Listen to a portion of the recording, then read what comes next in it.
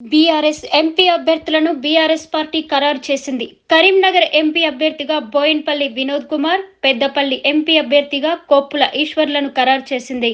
అభ్యర్థుల ఖరారు విషయంలో బీఆర్ఎస్ అధినేత కేసీఆర్ కసరత్తు చేసినట్లుగా తెలుస్తుంది. ఎంపీ ఎన్నికలపై కేసీఆర్ మెయిన్ ఫోకస్ పెట్టనున్నట్లు రాజకీయ విశ్లేషకులు చెబుతున్నారు.